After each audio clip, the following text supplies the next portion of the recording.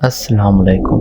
تاریخ کسی ملک، جگہ یا لوگوں یا پھر کسی مخصوص شخص کا وہ آئینہ ہوتی ہے جو حال اور مستقبل میں ان کے اپنے لوگوں اور اشخاص کو یہ بتاتی ہے کہ اس قوم یا اس جگہ پر بسنے والے لوگوں پر کتنی مشکلات آئیں یا ان پر کیا بیتی، یا پھر ان لوگوں نے مسائل میں کس طرح اپنے آپ کو مضبوط رکھا۔ آئیے جانتے ہیں ایسی ہی کسی جگہ کے بارے میں، وہاں کے لوگوں کے بارے میں۔ جی ہاں دوستو، ہم بات کرنے لگے ہیں افغانستان کے متعلق۔ اس امر میں کوئی شک نہیں کہ بعض افراد تاریخ ساز کردار ادا کرتے ہیں۔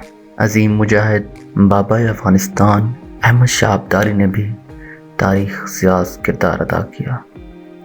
احمد شاہ ابدالی کے تذکرے کے بغیر بر صغیر اور افغانستان کی تاریخ نامکمل ہے۔ افغان تاریخ سے اگر احمد شاہ ابدالی کا تذکرہ نکال دیا جائے تو افغان تاریخ کی حیثیت بغیر لکھے کاغذ کے ٹکڑے جیسی رہ جائے گی۔ احمد شاہ ابدالی نے مراٹھوں اور سکھوں کو شکستیں نہ دی ہوتی تو آج بر صغیر کی تاریخ مختلف ہوتی۔ اس نے افغانوں کو متحد کیا اور اپنی قوم کو غیروں کی غلامی سے نجات دلائی۔ بلا شبہ احمد شاہ ابدالی ایک عظیم انسان، عظیم بادشاہ اور عظیم فاتح تھا۔ اس کی سوانح حیات قارئین کے لیے دلچسپی کا باعث بنتی ہے، خصوصاً افغان تاریخ میں دلچسپی لینے والے حضرات کے لیے یہ کشش کا سبب بنے گی۔ افغانستان کے موجودہ حالات کو سمجھنے کے لیے اس دور کی تاریخ کو سمجھنا اور جاننا ضروری ہے۔ افغانستان کی وجہ تسمیہ۔ افغانستان اور افغان قوم کی تاریخ انسانی تاریخ کا ایسا موضوع ہے جس کے متعلق تحقیق و بحث آج تک جاری ہے۔ افغانستان میں ابتدا میں کون سی قوم آباد تھی؟ اس خطے کا نام کیا تھا؟ اس سوال کا جواب تاریخ دینے سے قاصر ہے۔ البتہ قدیم جغرافیہ دان اور اس کی تقلید کرنے والے قدیم جغرافیہ دانوں نے افغانستان کے بڑے حصے کو ایران کے صوبے خراسان کے ساتھ ملا کر اس کا نام آریانہ رکھا ہے۔ اردو جامع انسائکلوپیڈیا میں افغانستان کا قدیم نام آریانہ اور پاکنیا بیان کیا گیا ہے۔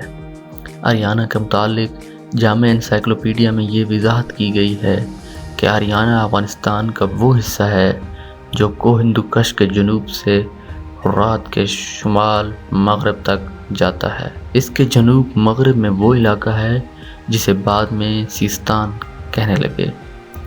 زرتشتی مذہب کی کتاب اوسطا میں جس علاقے کو آریانہ کہا گیا ہے وہ دراصل آج افغانستان کا ہی حصہ ہے۔ ہندوؤں کی مقدس کتاب رگ وید میں اس علاقے کا نام آریانہ ہے۔ رگ وید میں کوبھا اور سوا ستو نامی دو وادیوں کا ذکر بہت آیا ہے۔ یہ دونوں نام آج بھی کابل اور سوات کی صورت میں قائم ہیں۔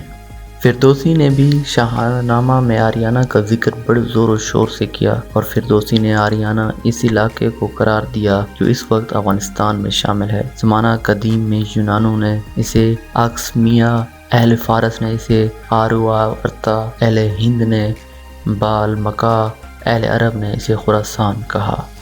اب سوال یہ پیدا ہوتا ہے کہ افغان کون ہیں؟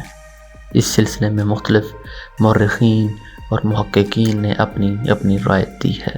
افغانوں کے اپنے بیانات اور روایات یہ کہتی ہیں کہ وہ حضرت ابراہیم علیہ السلام کے بیٹے، حضرت اسحاق علیہ السلام کے بیٹے، حضرت یعقوب علیہ السلام کے بیٹے، حضرت بنیامین علیہ السلام کی اولاد ہیں، جو فلسطین سے تیسری جلا وطنی کے موقع پر ان سے بچھڑ گئی اور مشرقی جانب آ گئے۔ انہوں نے اپنے پہاڑی درے کا نام خیبر رکھا۔ ٹھیک اسی طرح بنی اسرائیل نے حجاز پہنچ کر اپنی بستی کا نام خیبر رکھا۔ افغانی اپنے کوہستانی سلسلہ کو کوہ سلیمان کہتے ہیں۔ اس کی چوٹی کو تخت سلیمانی کا نام دیتے ہیں۔ فلسطین میں واقع علاقہ غور کی طرح افغانستان میں بھی اسی نام کا ایک علاقہ موجود ہے۔ بعض افغانیوں نے خود کو سلیمانی بھی کہا ہے، جس طرح اسرائیلی افسانوں میں بزرگوں کے نام بیان کیے گئے ہیں۔ اسی طرح افغانی بھی بیان کرتے ہیں۔ مورخین کا کہنا ہے کہ ساول یا طالوت کا بیٹا ارمیہ تھا۔ ارمیہ کے بیٹے کا نام افغنہ تھا۔ حضرت داؤد علیہ السلام نے اس کی پرورش کی۔ حضرت سلیمان علیہ السلام نے اسے سپہ سالار مقرر کیا۔ حضرت سلیمان علیہ السلام کے وصال کے بعد بنی اسرائیل کے 12 قبیلوں میں بادشاہت کے مسئلے پر پھوٹ پڑ گئی۔ 10 قبیلوں نے یربعام کو، جبکہ 2 قبیلوں یہودا اور بنیامین نے رجعام کو اپنا بادشاہ بنا لیا۔ دونوں حکومتیں آپس کی دشمنی کی وجہ سے قائم نہ رہ سکیں۔ آخر آشوریوں اور رومیوں کے مظالم کی وجہ سے تباہ و برباد ہو گئی۔ یہودیوں کی ریاست کا 579 قبل مسیح میں بابلیوں اور اسرائیلیہ کی سلطنت کا آشوریوں نے 721 قبل مسیح میں خاتمہ کر دیا۔ بابل کا بادشاہ بخت نصر 1,00,000 یہودیوں کو قیدی بنا کر بابل لے گیا۔ انہیں ایران اور بابل کے آس پاس آباد کیا۔ اس دوران کئی اسرائیلی بھاگ گئے، بعض عرب کی سرزمین میں اور بعض کوہستان غور یعنی موجودہ افغانستان آ گئے۔ پختونوں کی وجہ تسمیہ: ایک قبیلہ بنی بخت بھی تھا جو مشرق میں دوسرے اسرائیلی قبیلے کے ساتھ آباد ہوا۔ بنی بخت کی عزت شہرت کی وجہ سے تمام جلا وطن قبائل کا قومی نام پختون پڑ گیا، یعنی بنی بخت کی اولاد۔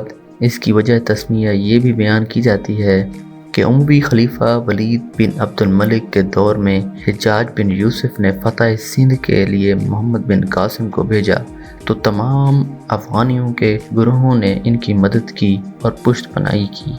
اس کی وجہ سے پشتون کہلائے۔ کثرت استعمال کی وجہ سے یہ لفظ پشتون بن گیا۔ اس کی وجہ سے پشتوان کہلائے اور کثرت استعمال کی وجہ سے یہ لفظ پشتون بن گیا۔ اسرائیلیوں کے کوہستان غور آنے سے قبل اس علاقے میں ضحاک تازی نسل کے غوری آباد تھے۔ جلا وطن اسرائیلیوں نے ان کی ہمسائیگی میں سکونت اختیار کی۔ بعد میں غوریوں نے ان کے ساتھ اچھے تعلقات قائم کر لیے، حتیٰ کہ آپس میں شادی بیاہ کر لی گئی۔ لفظ پٹھان کی وجہ تسمیہ کیا ہے؟ اور جو اسرائیلی عرب آ کر مکہ معظمہ آباد ہوئے، ان میں سے قیس نے اسلام قبول کر لیا۔ رسول اکرم صلی اللہ علیہ وآلہ وسلم نے قیس کا نام عبد الرشید رکھا۔ فتح مکہ کے بعد حضرت خالد بن ولید رضی اللہ تعالیٰ عنہ کی بیٹی سے عقد کیا۔ رسول اکرم صلی اللہ علیہ وآلہ وسلم نے یہ پیشین گوئی فرمائی کہ قیس کی اولاد اس قدر زیادہ ہوگی کہ دوسری تمام اقوام پر غالب آ جائے گی، اور ان کی مذہب اسلام سے محبت اس قدر مضبوط ہوگی جس قدر وہ لکڑی جس پر جہاز کی تعمیر کی جاتی ہے۔ خیال رہے اس لکڑی کو عربی میں بطعان کہا جاتا ہے، اس لیے حضرت صلی اللہ علیہ وآلہ وسلم نے قیس عبد الرشید رضی اللہ تعالیٰ عنہ کو بطعان کا خطاب دیا۔ بطعان پٹھان سے بنا اور بعد میں کثرت استعمال سے یہ لفظ پٹھان بن گیا۔ یہی حضرت قیس رضی اللہ تعالیٰ عنہ حضور اقدس صلی اللہ علیہ وآلہ وسلم کے حکم سے غورستان آئے اور تبلیغ کی اور تمام گروہوں کو دائرہ اسلام میں داخل کیا۔ سب نے ان کو اپنا سردار اور پیشوا بنا لیا۔ ان کے لقب پٹھان کی وجہ سے تمام اولاد پٹھانی کہلائی۔ اسلام سے قبل فاتحین: اس علاقہ پر دارا اول نے 516 قبل مسیح میں قبضہ کیا۔ اس کے زمانے میں افغانستان باکتریا اور گنداورا نامی حصوں میں تقسیم کیا گیا۔ گنداورا کا علاقہ خیبر کے مشرق اور بکتریا کا علاقہ مغرب میں تھا۔